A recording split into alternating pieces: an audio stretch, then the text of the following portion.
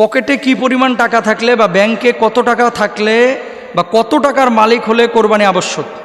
2 নম্বর লিখেছেন যে কোরবানি একাকী দেওয়া উত্তম নাকি সবাই মিলে একসাথে শরিকানায় কোরবানি দেওয়া উত্তম। 2টি প্রশ্নের উত্তর আমরা এখন জানবো ইনশাআল্লাহ।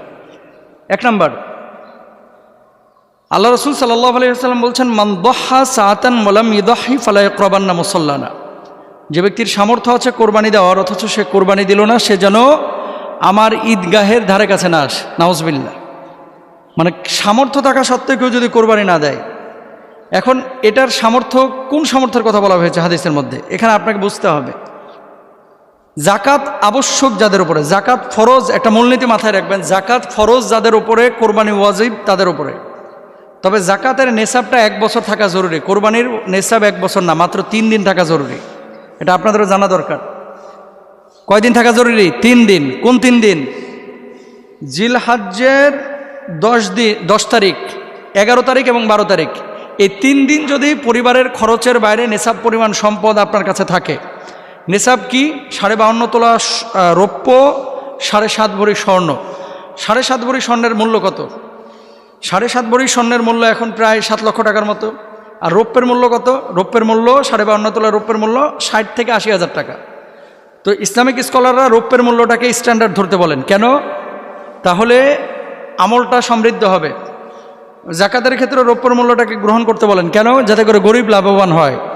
তাহলে আপনার কাছে যদি 60,000 টাকা সমপরিমাণ অতিরিক্ত টাকা থাকে এই 3 দিন, 10, 11, 12, এই 3 দিন যদি এই পরিমাণ টাকা থাকে, তাহলে আপনি কোরবানি দিবেন।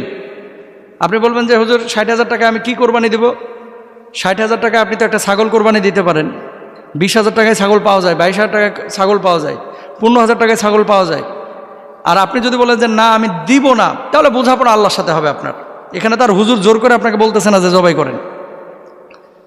আর যদি আপনি 7 লক্ষ টাকার হিসাব করেন স্বর্ণের মান হিসাবে, তাহলে কিন্তু অধিকাংশ মানুষের উপরে কোরবানি আবশ্যক নয়। 7 লক্ষ টাকা কয়টা মানুষের আছে? অধিকাংশ মানুষের উপরে কোরবানি আবশ্যক না। কিন্তু রাসূল সাল্লাল্লাহু আলাইহি ওয়াসাল্লামের হাদিস, যে সামর্থ্য নেই তারপরেও যদি কেউ ম্যানেজ করে কোরবানিটা দেয়, আল্লাহ সুবহানাহু ওয়া তাআলা ওই কোরবানির সওয়াবও দেন। সুবহানাল্লাহ। এখানে আরেকটা বিষয় আছে, কোরবানির সওয়াবটা কি?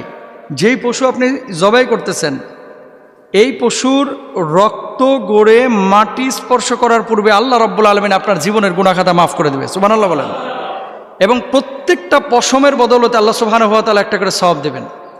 এক্ষেত্রে কিন্তু মানুষ উদাসীন, বুঝছেন? যখনই জাকাতের বা কোরবানির কোনো ফাংশন আসে, তখনই মানে ওই কৌশল অবলম্বন করে, আমি ঋণগ্রস্ত, আমার তো টাকা কাছে নাই, আমার তো টাকা ডিপোজিটে পড়ে আছে, আমার তো পরিবার চালাইতে সমস্যা হচ্ছে। পারলে দিবেন। সওয়াব কার না দরকার আছে ভাই? সবারই তো সওয়াবের দরকার আছে। তাহলে আমরা নেশাব জানলাম যে কত টাকা বাংলাদেশি টাকায় থাকলে তার উপরে কোরবানি আবশ্যক। আমরা পাইলাম 60,000 টাকা রৌপ্যের হিসাবে এই পরিমাণ টাকা যদি থাকে কারোর কাছে, তাহলে তার উপরে কোরবানি আবশ্যক। এবার আসেন, শরিকানায় না এককভাবে কোরবানি দেওয়াটা উত্তম? দ্বিতীয় প্রশ্নের উত্তর, শরিকানা কেউ আছে হুজুর, শরিকানায় কেউ আছে সুদখোর, শরিকানায় কেউ আছে হারামখোর, শরিকানায় কেউ আছে ঘুষখোর, শরিকানায় কেউ আছে হালাল হারাম মিশ্রিত অর্থের মালিক। এখন যে মানুষটাকে আপনি শরিক নিচ্ছেন, সে মানুষটার পূর্ণাঙ্গ ইনকামের ধারাটা, এটা কিন্তু আপনিও জানেন না, আমিও জানি না। এটা সম্ভব না জানা। কিভাবে সম্ভব বলেন? এটা কিন্তু সম্ভব না। কেন সম্ভব না? কারণ হচ্ছে ও কোন জায়গায় হারাম নিয়েছে, কোন জায়গায় হালাল নিয়েছে, এটা তো আমি দেখে আসছি না। আপনি ধরেন হালাল টাকায় পশু কোরবানি দিচ্ছেন, একটা গরুতে 1 ভাগ নিয়েছেন, আরেকজন সুদখোর 1 ভাগ নিয়েছে। মাসালাটা নিয়ে যদিও মতবিরোধ রয়েছে, কিন্তু হানাফি মাযহাবের অধিকাংশ ইসলামিক স্কলাররা একমত যে এক্ষেত্রে এই হারামখোরের কারণে সবার কোরবানিটা প্রশ্নবিদ্ধ হয়ে যাবে। তবে মিশরের কয়েকজন ইসলামিক স্কলার তারা বলতেছেন যে না, যে ব্যক্তি হারাম খেয়েছে শুধু তার কোরবানিটা হবে না, আর যিনি হালাল খেয়েছেন তার কোরবানি হয়ে যাবে, কারণ তিনি তো আর জানেন না।